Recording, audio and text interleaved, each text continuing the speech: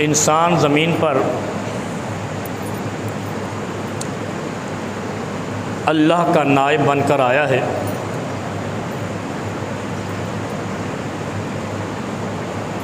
آسمانوں پر عرش معلیٰ پر، تھوڑی سی آواز اس کے زیادہ کرو اس کی آواز، اللہ رب العالمین کا عرش ہے اور فرش کی سب سے اعلیٰ مخلوق انسان ہے۔ بند کر دی۔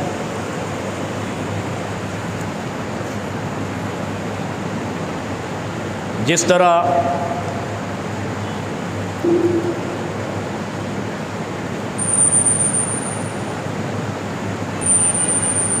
عرشوں پر اللہ رب العالمین فرشتوں سے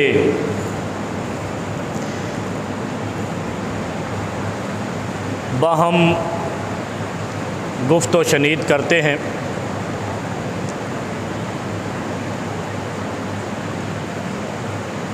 اسی طرح اللہ رب العالمین نے زمین پر انسانوں کو وہ صلاحیت عطا فرمائی ہے کہ وہ آپس میں گرد و نواح میں زمانے کی ہر نوع میں ہر لمحہ اور ہر آن گفتگو بھی کرتے ہیں، بول چال بھی کرتے ہیں۔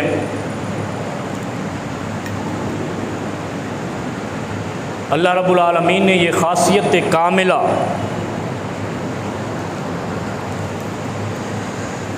جب انسان کو عطا کی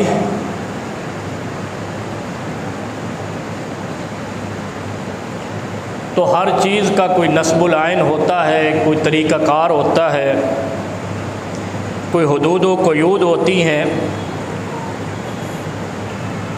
اور صرف ایک نوع تخلیق ایسی ہے جس کی کوئی حد بندی نہیں ہوتی، باقی ہر چیز کی حد بندی ہوتی ہے، لمیٹیشن ہوتی ہے۔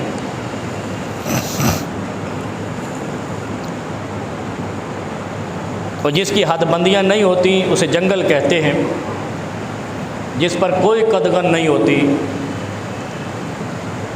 اور جسے حدود و قیود میں پابند کیا جائے، تہذیب و ثقافت میں پابند کیا جائے، اسے مہذب کہتے ہیں۔ یہ کچھ نقطے ایسے ہوتے ہیں جو نوٹ کرنے والے ہوتے ہیں اور محفوظ کرنے والے ہوتے ہیں۔ جنگل اور مہذب میں فرق اتنا ہے کہ جنگل کی حد بندیاں، جنگلی معاشروں کی کوئی حد بندیاں نہیں ہوتی،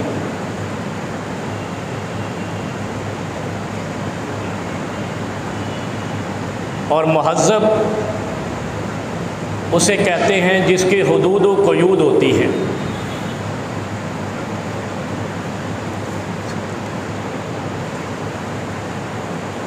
پکڑ کے اندر لے آؤ۔ اب اللہ رب العالمین نے جب انسان کو یہ صلاحیت دی تو اس کی لمیٹیشن مقرر کی، اور وہ لمیٹیشن تمام تر انسان کے وجود تک محدود ہے۔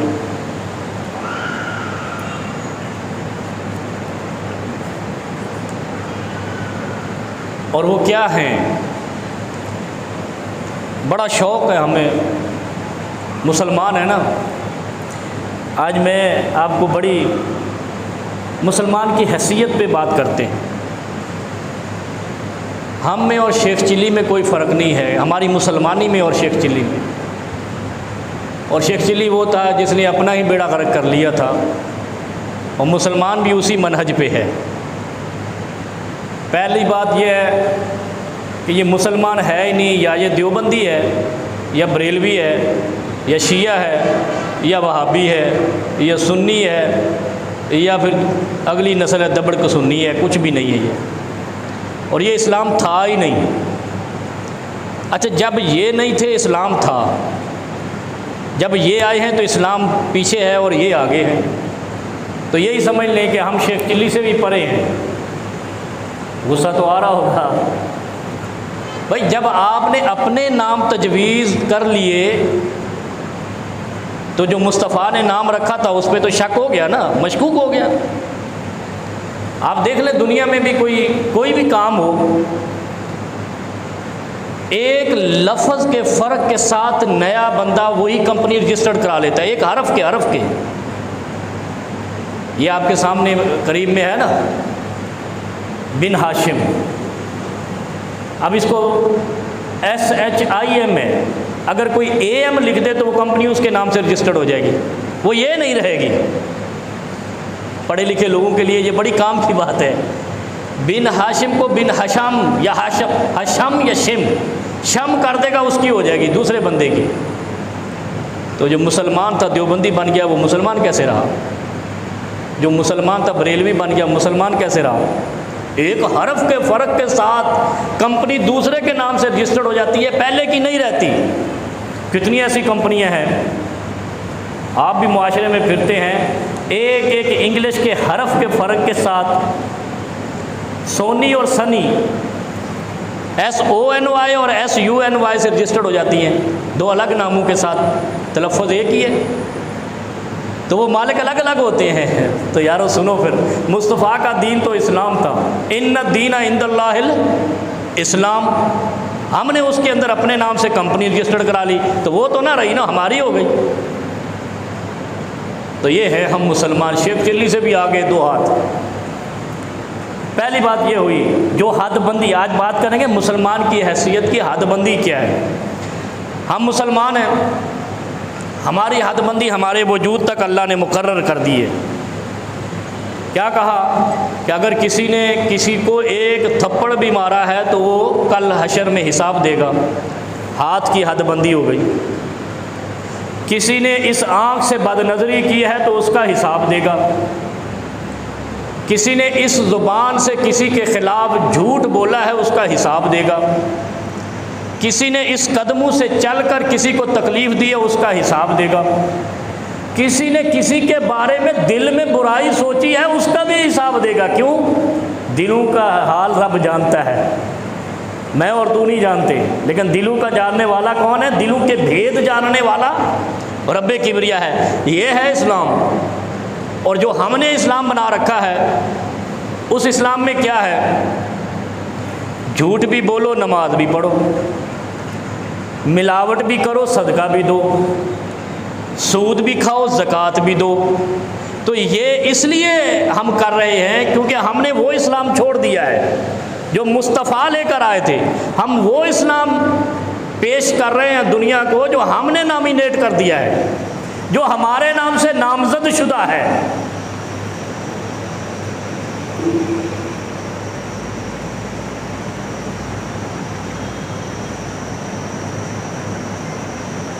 کیا ہے؟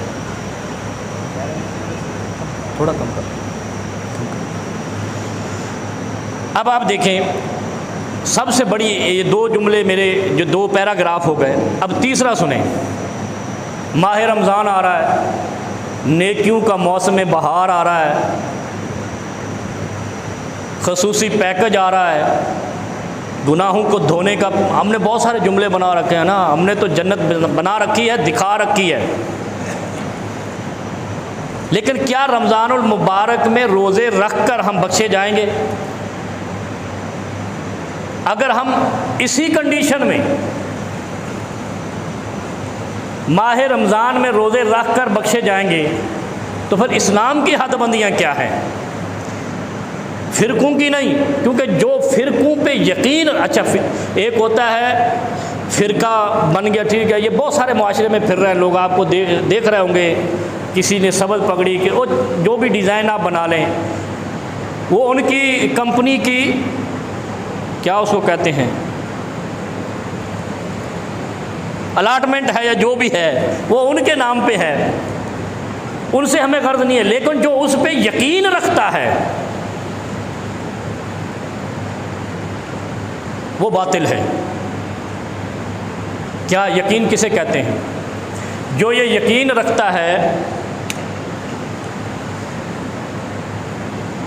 کہ اگر میں بریلوی ہوں اور اپنے مولوی کی بات چھوڑتا ہوں تو میں بخشا نہیں جاؤں گا، یہ جہنمی ہے، یہ مسلمان نہیں ہے۔ اگر کوئی اہل حدیث ہے، میں اپنے آپ کو بھی بیچ میں رکھتا ہوں تاکہ کسی کو شک نہ ہو کہ شاید میں نے سرٹیفکیٹ لیا ہے اور باقی نے نہیں لیا،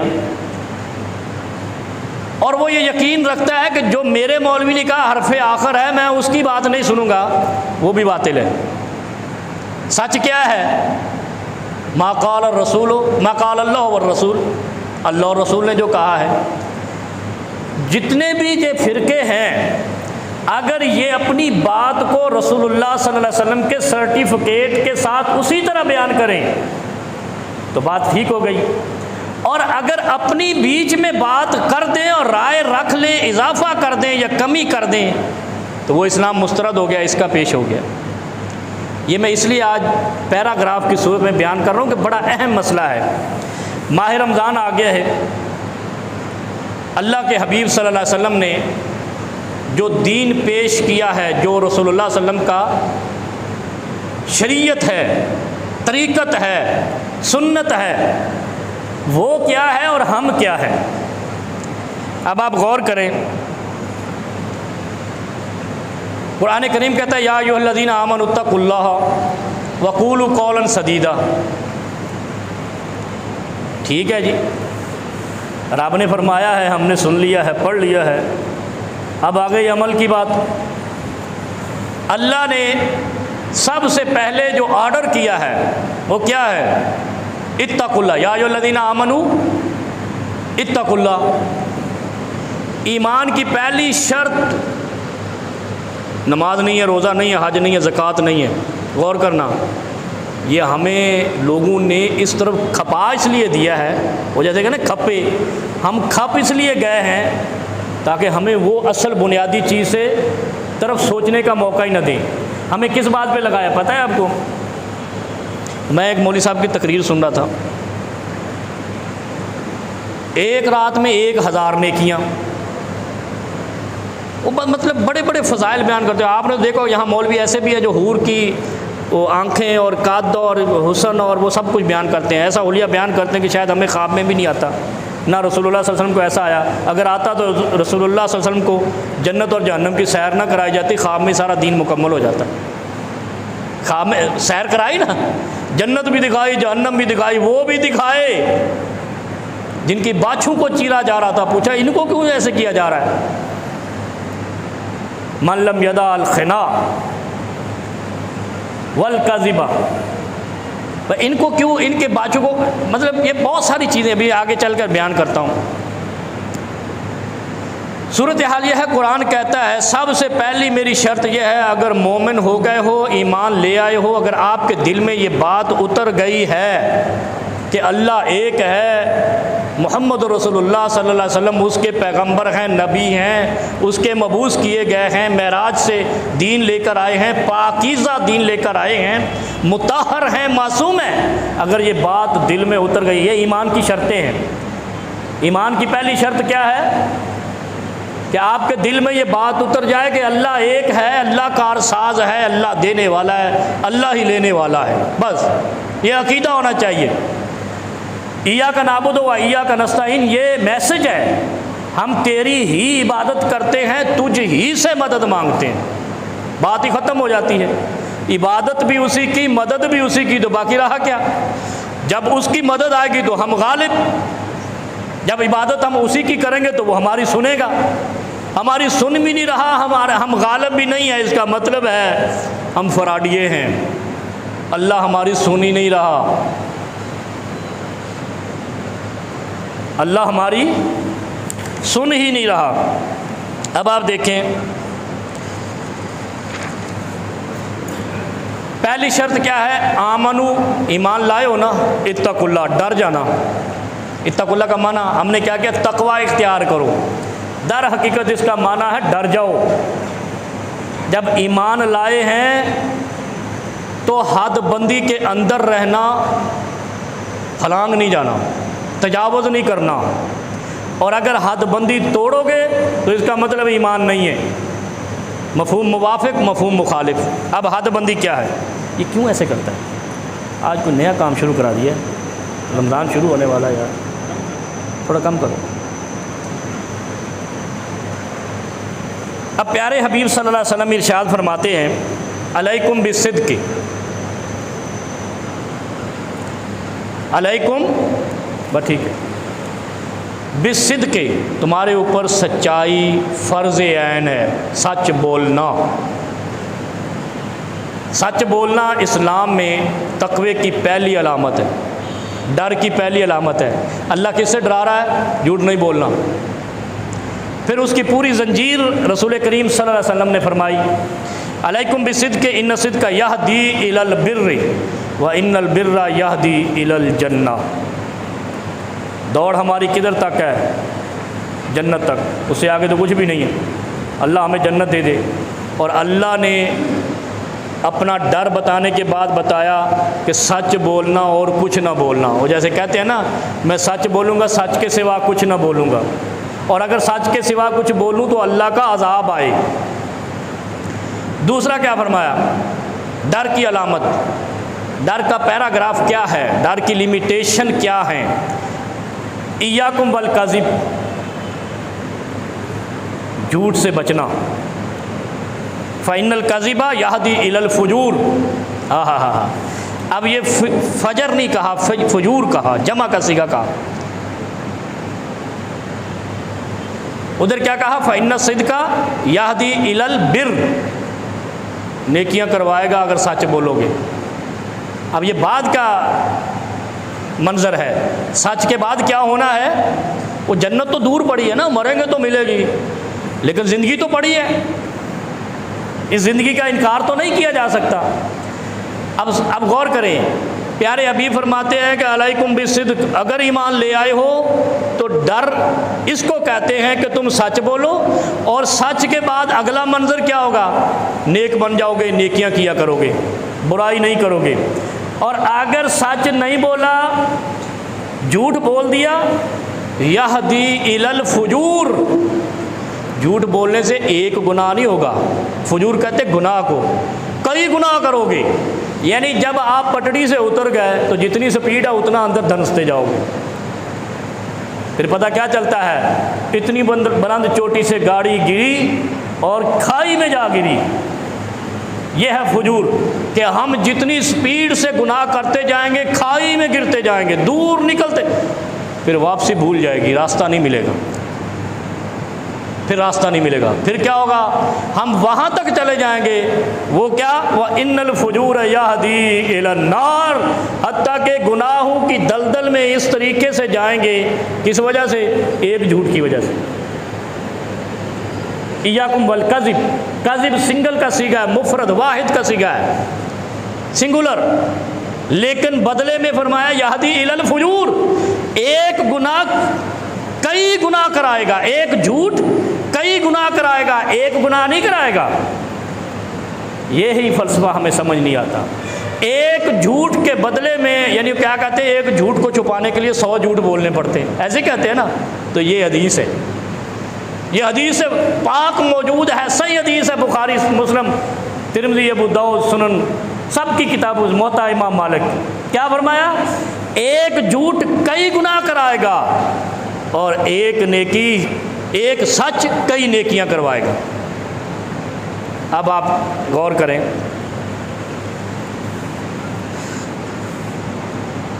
حضرت سمرہ ابن جندب رضی اللہ تعالیٰ عنہ جلیل القدر صحابی رسول ہے۔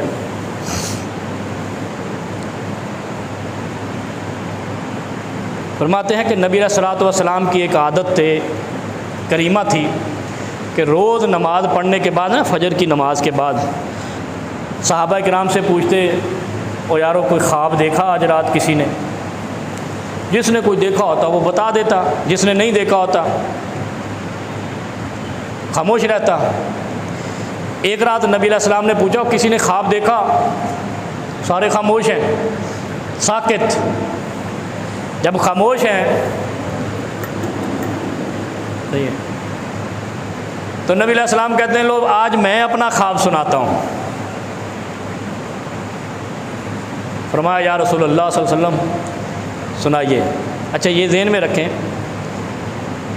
انبیاء کے خواب سچے ہوتے ہیں، وحی ہوتے ہیں، ایک بات. دوسرا، یا عائشہ ان عینی تنامان، میری آنکھیں سوتی ہے ولا قلبی، میرا دل نہیں سوتا ہے. یہ حدیث ہے، یہ بھی میں آپ کو تفصیل سے سناتا ہوں، لیکن پہلے یہ مسئلہ حل کر لیں. سمرہ ابن جندب رضی اللہ عنہ کہتے ہیں کہ جب ہم نے کوئی خواب نہیں سنایا تو نبی علیہ السلام نے اپنا کہا آج میں آپ کو اپنا خواب سناتا ہوں. سنائیے یا رسول اللہ. کہا دو آدمی میرے پاس آئے، مجھے لے کے چلے گئے ارض مقدسہ پر. ارض مقدسہ کون سی ہے؟ جب سے مسلمانوں کی خلافت ختم ہوئی ہے ہم اس کو حاصل کرنے کے چرچے کر رہے ہیں. بیت المقدس ہم لیں گے، عمل نہیں اپنے کریں گے صحیح، بیت المقدس لیں گے. جھوٹ بولیں گے، بیت المقدس لیں گے. ملاوٹ کریں گے، بیت المقدس لیں گے. سود کھائیں گے، مسجد اقصیٰ یہودیوں کے قبضے میں واپس لیں گے. تو تم میں اور ان میں فرق کیا ہے؟ وہ شرعی طور پہ وہ اپنے آپ سود کھاتے ہیں، رشوت کھاتے ہیں، تم حرام ہونے کے باوجود کھاتے ہو، تو فرق تو کوئی نہیں ہوا. تم میں اور یہود و نصارہ میں کیا فرق ہے؟ ابھی تک ہمیں یہ نہیں سمجھ آ رہی. جس دن ہمیں یہ پارٹیشن سمجھ آ گئی نا کہ وہ کافر کیوں ہیں، مسلمان کیوں ہیں، پھر مسجد اقصیٰ بھی آزاد ہوگی، کشمیر بھی آزاد ہوگا، دنیا میں مسلمان مظلوم نہیں ہوگا، بلکہ پھر دنیا کہے گی مسلمان بڑا ظالم ہے، ہمیں مارتا ہے، آنکھیں دکھاتا ہے. وہ تھوڑی سی آنکھیں دکھائی آپ کے وزیر اعظم نے، چیخ و پکار شروع ہو گئی، کئی ان کے تنخواہ دار کھڑے ہو گئے. غصہ تو آئے گا. کئی تنخواہ دار کھڑے ہو گئے، اس کو اتارو، وہ چاہتا ہے اس کو اتارو، ہم بھی چاہتے ہیں. یہ سارا گند مچا ہوا ہے. پھر لوگ مجھے علماء کہتے ہیں یار قطرہ صاحب اس سیاست میں نہیں جاؤ، یہاں گند مچا ہوا. تو میں کہ صفائی کون کرے گا؟ جمع دار تو کوئی ہے نہیں، ہم ہی کریں گے جمع داریاں. سیاست میں گند تو مولوی صاحب کریں گے، اور دوسرے گند جو ہے نا وہ جمع دار صاحب کرتے ہیں. اب وہاں اگر ہم جائیں گے نہیں تو صفائی کون کرے گا؟ اچھائی کون لائے گا؟ اگر اچھائی زمین پر نہ لانی ہوتی تو رسول اللہ کیوں آتے؟ جب رسول اللہ صلی اللہ علیہ وسلم مبعوث ہوئے زمین پہ اچھائی کا خاتمہ ہو چکا تھا، اور قریب تھا کہ اللہ مخلوقات کو ختم کر دے. اور ایک جملہ میں آج آپ کے سماعتوں کے گوش گزار کرتا ہوں کہ یہ جو قرآن ہے نا، قرآن زمین پر اگر یہ نازل نہ ہوتا تو قیامت قائم ہو چکی تھی، ہم نہیں ہوتے. یہ قرآن کی برکتیں ہیں کہ قیامت قائم نہیں ہو رہی. اتنی اعلیٰ کتاب ہے. رسول اللہ کا آنا، ان پر قرآن کا نازل ہونا قیامت میں رکاوٹ ہے. رسول چلے گئے لیکن قرآن قائم ہے. جس دن زمین پر قرآن کی توہین شروع ہو گئی، قرآن دلوں سے ختم ہو گیا، مٹ گیا، آپ سمجھ لیں کہ قیامت آ گئی. قرآن رکاوٹ ہے مخلوقات، ورنہ اللہ نے پچھلی مخلوقات کیوں ختم کی؟ جب ان کی کتابوں پر ایمان ختم ہو گیا. جو کتابیں نازل ہوئیں انبیاء پر، جب ان لوگوں نے ان نبیوں کو بھی جھٹلایا، ان کتابوں کو بھی جھٹلایا، خدا نے ملیا میٹ کر دیا. قرآن کا وجود قیامت میں رکاوٹ ہے. یہ بڑا جملہ آج کہہ رہا ہوں، اس لیے قرآن حفظ کیا کرو. بڑا مبارک مہینہ ہے، اس کو جتنا پڑھ سکتے ہو پڑھو. عذاب میں بھی رکاوٹ ہے، قیامت میں بھی رکاوٹ ہے، جو قرآن کے حروف ہیں. اور اگر ہم نے بھلا دیا، پڑھنا بھی بھلا دیا، حفظ کرنا بھی بھلا دیا، تو پھر سمجھ لو قوم سمود کی طرح ہم بھی تباہ و برباد ہو جائیں گے. سمرہ ابن جندب کی روایت، دو آدمی مجھے لے گئے اور مجھے دکھایا کہ ایک شخص کی دائیں باچھ میں ایک مہمیز ہے. مہمیز سمجھتے ہیں آپ؟ کوئی بھی چیز کہہ لو، چھری کہہ لو، سریا کہہ لو، جو بھی ہے کاٹنے والی. وہ یہاں سے اس کو کھینچتا ہے اور یہاں تک گدی تک لے جاتا ہے، پھر دوسری طرف ڈالتا ہے، وہاں سے کھینچ کر یہاں تک چیرا لگا دیتا ہے ایک انسان کو. جب وہ دونوں چیرے لگا دیتا ہے وہ دوبارہ مل جاتی ہیں، دونوں صحیح ہو جاتی ہیں. اب یہ کام جاری ہے. نبی علیہ السلام پوچھتے ہیں یہ کیا ہے؟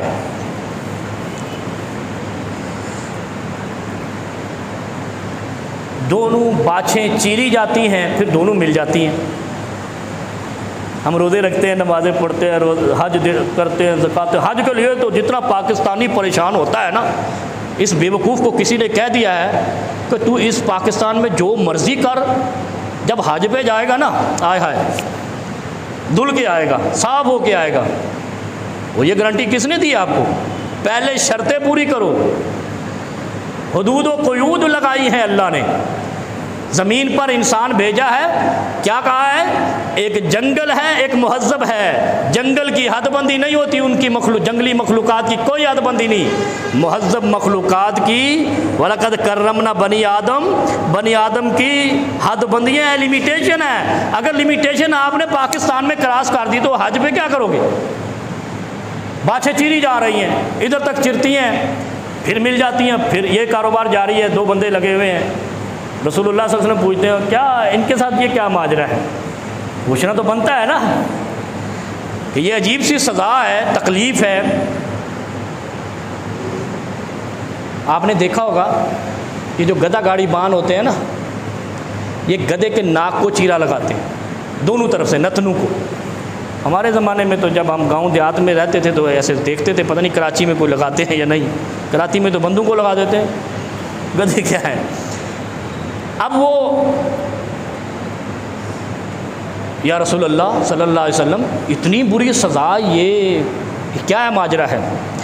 اب سنیں آپ، بڑے ہم شیخ چلی کی طرح پکے مسلمان ہیں، کتنی چھوٹی جس کو ہم چیز سمجھتے ہیں اس کی سزا کتنی بڑی ہے۔ اصل میں اسلام ہم نے عبادتوں کے لیے اختیار کیا ہے، جبکہ اسلام عبادتوں کے لیے نہیں ہے، معاشرے کی اصلاح کے لیے تھا، معاشرہ بندی کے لیے تھا، تہذیب بندی کے لیے تھا، مہذب بنانے کے لیے تھا، انسان کو انسان بنانے کے لیے تھا۔ ہم حیوانی والے سارے کام کرتے ہیں اور اسلام والے ہیں۔ یہ کیا ماجرا ہے؟ ان کو ایسی سزا کیوں دی جا رہی ہے کہ دونوں باچھیں چیری جا رہی ہیں، جب چیر کے ہٹتی ہیں دوبارہ مل جاتی ہے، پھر شروع ہو جاتا ہے وہ فرشتہ ان کو چیرنے۔ نبی علیہ السلام فرماتے ہیں کہ یہ جو شخص ہے نا جس کی باچھیں چیری جا رہی ہیں، ہاں یہ مسئلہ ہے نا، اس کو ادھر لگاؤ۔ یہ صبح اٹھتا تھا، ہم کتنے اٹھتے ہیں صبح کی نماز میں؟ ابھی دیکھنا آپ انشاءاللہ یہ مسجد بھری ہوگی، میں آپ پہ اعتراض نہیں کرتا، آپ سارے نماز پڑھتے ہیں کیونکہ جمعہ پڑھنے آپ ہمارے پاس تشریف لاتے ہیں، آپ کا احسان ہے ہمارے اوپر، آپ ہمارے پاس آتے ہیں، سنتے ہیں، کیونکہ سارے اس محلے کے تو نہیں ہیں۔ صبح بندہ اٹھتا ہے فَإِنَّهُ يَغْدُو فِي بَيْتِهِ، اپنے گھر میں جب صبح کرتا ہے فَيَكْذِبُ الْكِذْبَةَ فَتَبْلُغُ الْآفَاقَ، صبح اٹھتے ہی ناشتہ واشتہ کیا، نماز پڑھی، ناشتہ کیا، کاروبار پہ گیا، جاتے ہی کوئی ایسا جھوٹ بولتا ہے کہ جھوٹ سننے والا اس جھوٹ کو لے کے چل پڑتا ہے۔ آپ بھی دیکھتے ہوں گے، میں آپ کو چھوٹی سی مثال دیتا ہوں، بڑی مثال نہیں۔ صبح اٹھتے ہیں، ہمیں کوئی چیز چاہیے ہوتی ہے، دودھ والے سے ہوتی ہے، یا چلو کسی کوئی بولٹ لینا ہے، کوئی ٹوٹی لینی ہے، کوئی کچھ لینا ہے، دکان والے سے جاتے ہیں، یار اوریجنل دے دو، جینون دے دو، وہ 2 نمبر چیز جینون کہہ کے بیچ دیتا ہے، آپ نے لے لی۔ اب آپ اس 2 نمبر چیز کو جینون سمجھ کے لے کے چل رہے ہیں۔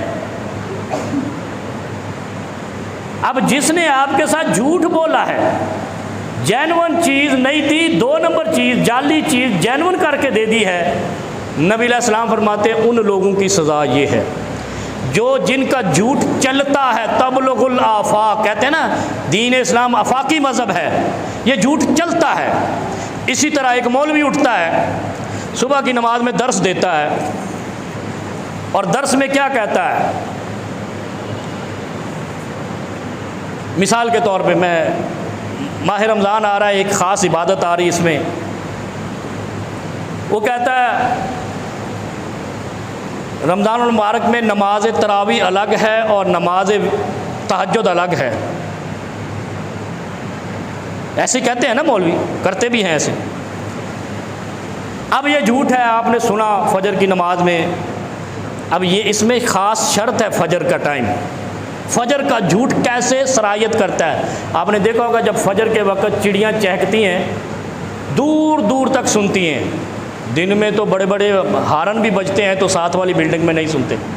تو اسی وجہ سے فجر کا وقت یعنی فجر کا جھوٹ کتنا مہلک ہے انسان کے لیے. فجر کا جھوٹ کتنا ہلاکت انگیز ہے. وہ خدا کے بندو فجر کے وقت کو اکاؤنٹ کیا کرو. یہ بڑا خطرناک وقت ہوتا ہے. جب تک آپ دوپہر کا لفظ نہیں بولتے, نہیں تو موسمیات والوں سے پوچھ لینا صبح کا وقت کون سا ہے, دوپہر کا کون سا ہے, سپہر کا کون سا ہے, شام کا کون سا ہے. جو فجر کا وقت ہے نا, صبح کے اوقات, یہ بڑے قیمتی ہوتے ہیں. ان اوقات کے اندر جو بھی کام کرو گے وہ ہوا میں سرایت کرے گا. اس حدیث سے ثابت ہوتا ہے وہ زیادہ چلتا ہے. صبح کے اوقات کی تلاوت آپ کرو گے تو قرآن کیا کہتا ہے کہ فجر کا پڑھا ہوا قرآن شہادت دے گا, گواہی دے گا. قرآن میں آتا ہے نا.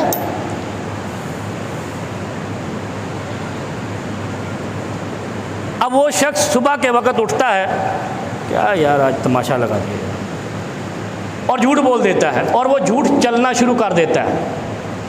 اب جس شخص نے جھوٹ بولا ہے, نبی علیہ السلام فرماتے ہیں اس کی باچھیں چیری جائیں گی. یہ مسلسل قیامت برپا ہونے تک اس کے ساتھ کارروائی ہوتی رہے گی. اس کی باچھیں چیری جاتی رہیں گی اور اس کو سزا دی جاتی رہے گی. اس کو ہلاؤ یار یہاں سے.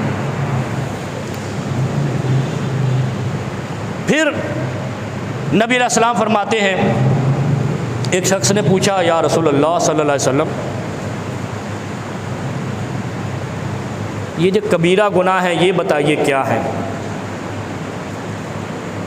صبح کا جھوٹ کبیرہ گناہ سے بڑا ہے. یہ جملہ نوٹ کر لیں. جھوٹ جو ہے اصل میں ماہ رمضان ہے, میں چاہتا ہوں کہ ایک برائی ہم سے اگر مٹ جائے نا اس مہینے میں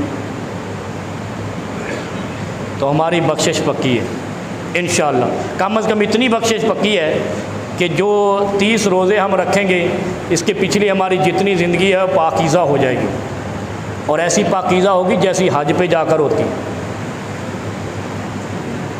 زندگی میں ایک بار حج ہے اور ہم بار بار جانا فخر سمجھتے ہیں, اور جس عبادت میں فخر سمجھا جائے وہ ریاکاری ہوتی ہے, قبول نہیں ہوتی, دکھلاوا ہوتی ہے, وہ عذاب بن جاتی ہے. کتنے حج کیے؟ 5 حج کیے, گیا سارے حج, جہنم میں لے کے چلے گئے اس کو. حج تو ایک فرض تھا. آپ کی 90 سال عمر کیوں نہیں ہے؟ نمازیں 5 فرض ہیں وہ پوری نہیں ہوتی, حج ہم نے 10 کر لیے. جو زندگی میں ایک چاہیے تھا وہ 10 بار کر لیا ہے, جو دن میں 5 بار چاہیے تھا وہ ہوتا نہیں ہے.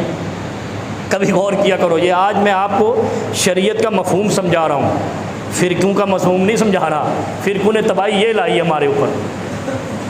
کیوں بتا دیا گیا حج ایک کر لو گے ایسے آؤ گے جیسے دودھ کے نہیں, جیسے ماں نے ابھی جنا ہے, دودھ کے دھلے لگا لو, ماں نے ابھی جنا ہے. او بھائی وہ بعد کی بات ہے, وہ تو آپ کی زندگی میں ایک بار ہے. دودھ کا دھلنا تو آپ کا 5 بار مقید ہے, اور اس سے پہلے ایک اور کام ہے. وہ کیا ہے؟ یا رسول اللہ صلی اللہ علیہ وسلم اکبر الکبائر کیا ہیں؟ آپ نے سن رکھے ہوں گے لیکن آج مجھ سے سن لو. آپ کی محبت ہے جو ہم سے کڑوی باتیں سننے آتے ہو. اصل میں کڑوی نہیں ہوتی, وہ شریعت کے اندر کی ہوتی ہیں. ہم باہر سے گھومتے ہیں شریعت کے, بلڈنگ کی خوبصورتی دیکھی چلے گئے, پتہ نہیں اندر کام ہوا بھی ہے یا نہیں, فنیشنگ ہوئی بھی ہے کہ نہیں. ہم فنیشنگ نہیں کرتے دینی اعمال کی, ہم ملمہ سازی کرتے ہیں باہر سے رنگ و روگن اتنا. اور آج کے دور میں یہ چیز بلڈروں نے سمجھ لی ہے. وہ کیسے؟ بلڈنگ کنسٹرکشن ہوتی ہے, فرنٹ سائڈ اس کی ایسی ہو جاتی ہے کہ محل لگتا ہے اور اندر کچھ بھی نہیں ہوا ہوتا. اندر جاؤ بکنگ کراؤ پیسے دو تو ہوگا, لیکن باہر سے وہ سونا لگتی ہے, جنت کی محل لگتی ہے. یہی چیز ہمارا مسلمانوں کا حالت ہے. ہم باہر سے پکے مسلمان بڑے بنے پھرتے ہیں, کوئی روزہ قبول نہیں ہوتا, نماز قبول نہیں ہوتی. کب تک؟ جب یہ سمجھ آ گئی نا ہم جنت کی حوریں ساری ہماری, پھر کسی مولوی کو نہیں, ہم سب کو ملیں گے انشاءاللہ.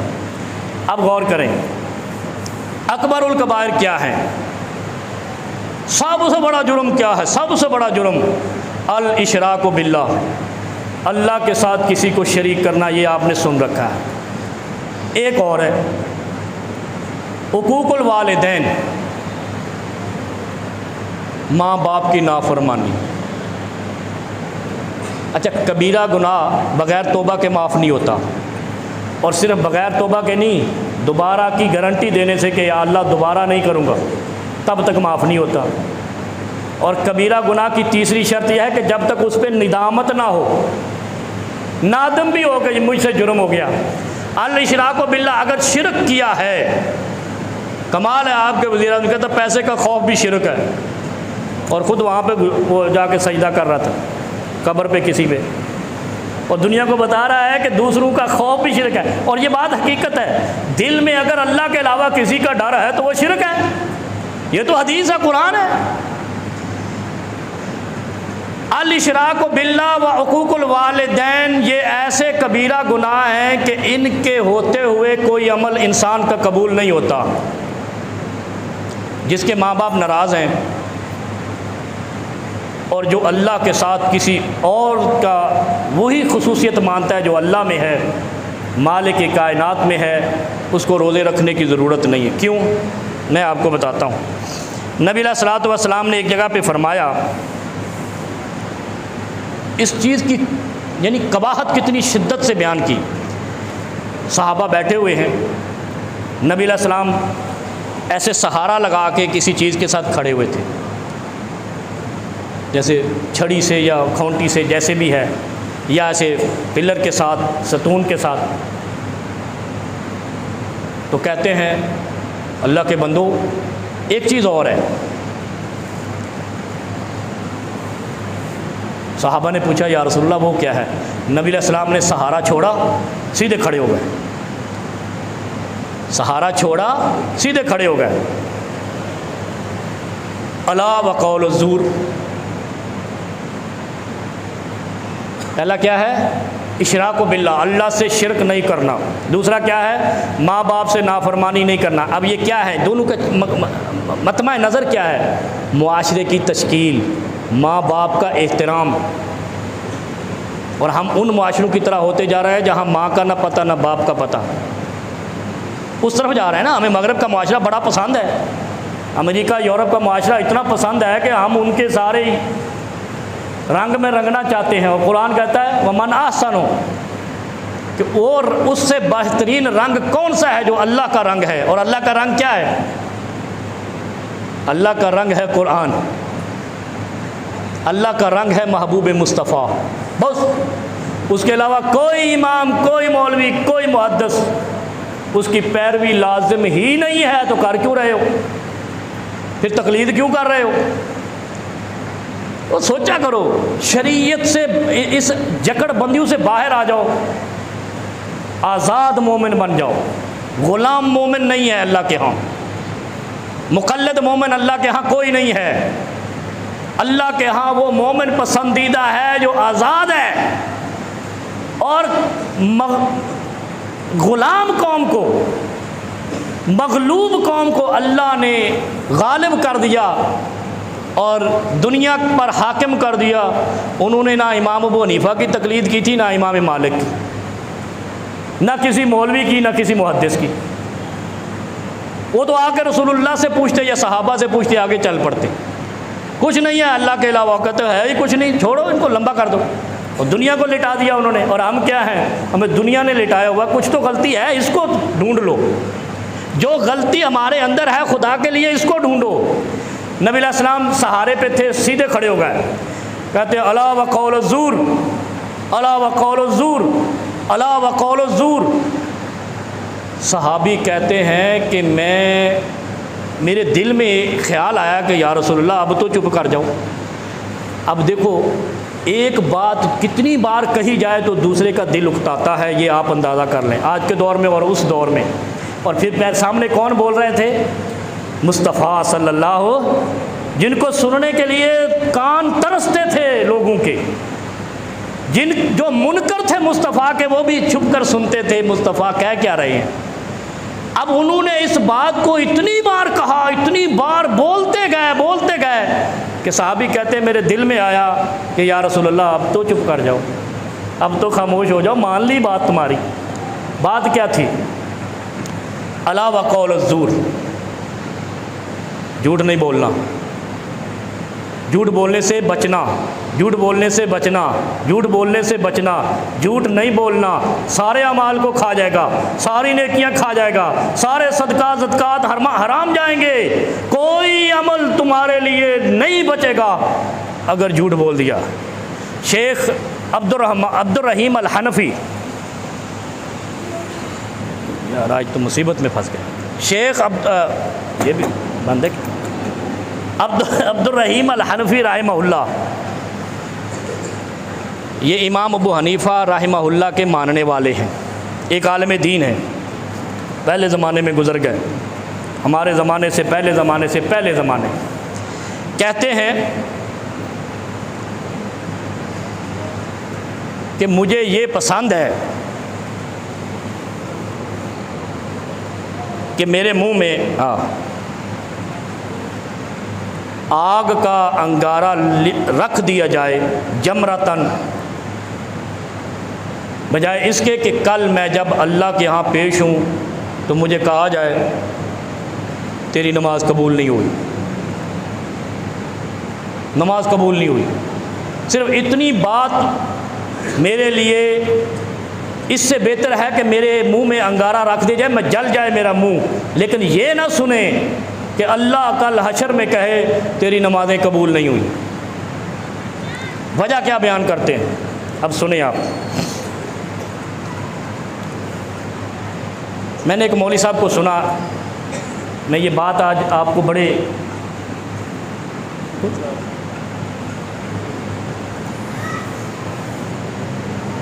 تم تراک سے تقریر کر رہا ہے، وجد میں تقریر کر رہا ہے اور برس رہا ہے دوسرے مسلک پر۔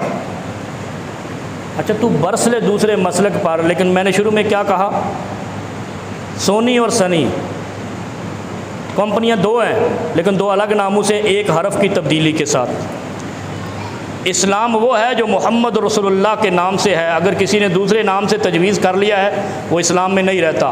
آپ کہیں گے مولوی صاحب بڑے شدت پسند ہے، اسلام میں کسی نے اگر اپنا نام سرٹیفائیڈ کر لیا تو وہ مصطفیٰ کے اسلام سے نہیں ہے۔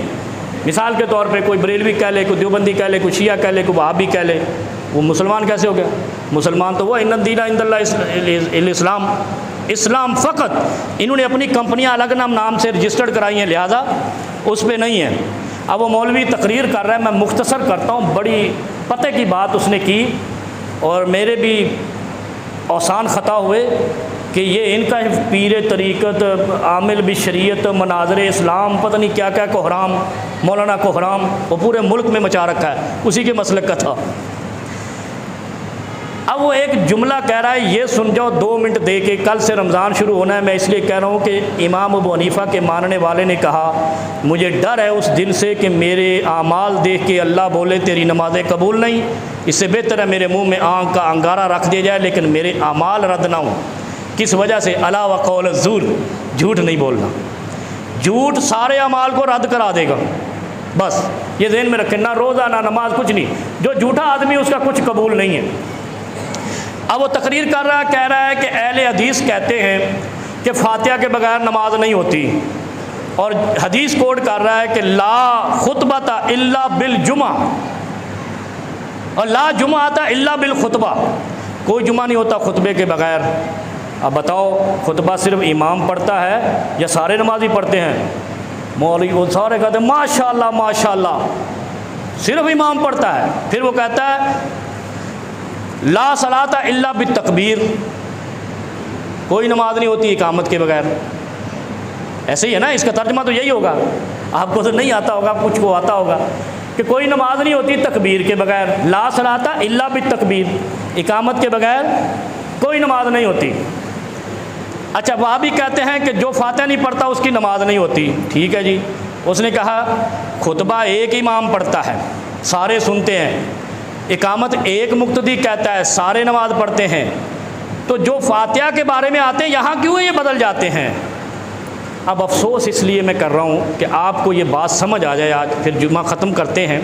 ایک بات اور بھی ہے لیکن وہ اگلے جمعہ آپ سے گوش گزار کریں گے، اتنی سمجھ جاؤ کہ جہاں لکھا ہے نا لا صلاۃ الا بالتکبیر، یہ جملہ نوٹ رکھنا، لا صلاۃ الا بالتکبیر، نماز نہیں ہوتی اقامت کے بغیر، لا خطبۃ الا نہیں، لا جمعۃ الا بالخطبہ، جمعہ نہیں ہوتا خطبے کے بغیر۔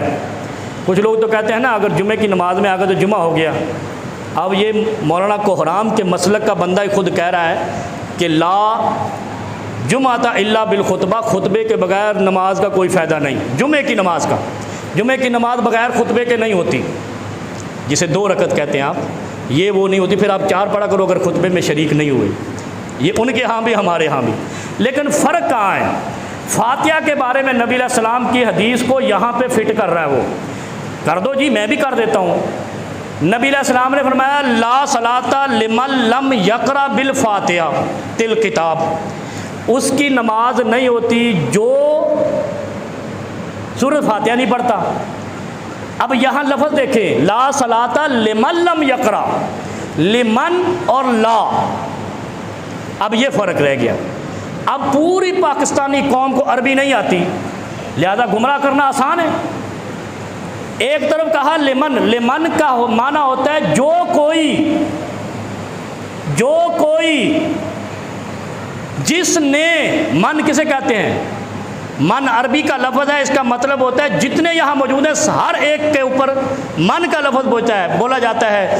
جس کسی نے فاتحہ نہ پڑھی اس کی نماز نہیں ہونی، لیکن جہاں جمعے کی باری آئی، اقامت کی باری آئی، وہاں کہا الا بالتکبیر، مگر تکبیر کے ساتھ۔ لا صلاۃ الا بالخطبہ، لا جمعۃ الا بالخطبہ، وہ نماز نہیں ہوتی جب تک خطبہ نہ ہو جمعے کا۔